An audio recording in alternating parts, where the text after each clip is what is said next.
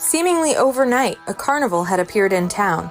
The first sign of its arrival was the clowns, grinning figures in bright costumes wandering through the downtown streets, handing out flyers that read, "Opens tonight." The sight of them was both exciting and unsettling, their wide painted smiles seeming a little too wide, their eyes a little too bright. Riley, a teenage boy with a skeptical edge, decided to check it out with his friends. They made jokes about how carnivals were for little kids, mocking the clowns and the silly games, but deep down, they were curious.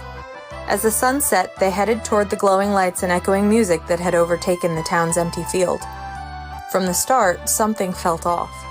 The game seemed rigged in more than just the usual way. The darts were unnervingly sharp, the ring toss impossible. The rides were fast, too fast, spinning and dropping in ways that made their stomachs churn.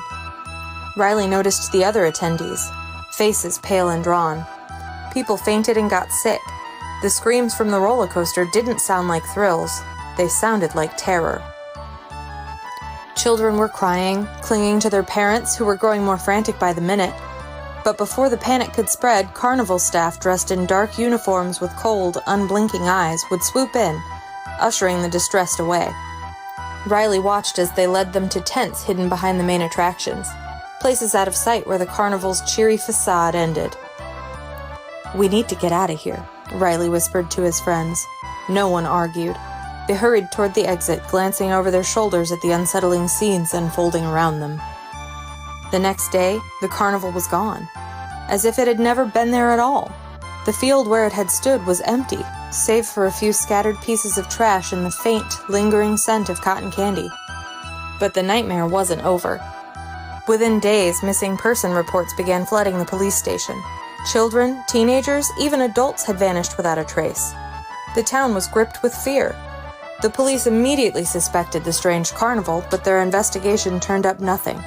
No records, no photos, no physical evidence. It was as if the carnival had been a shared hallucination, something conjured from the darkest corners of their collective mind. The town was left shaken, haunted by the inexplicable disappearances. Only one person claimed to understand what had happened.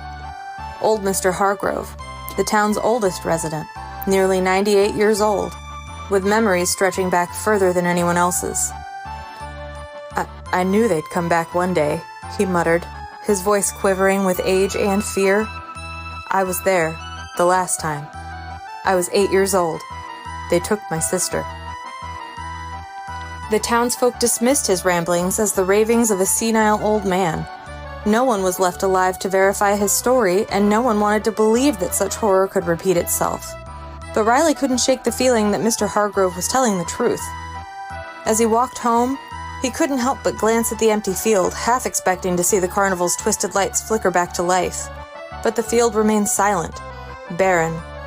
Yet Riley knew deep down that it wasn't the end.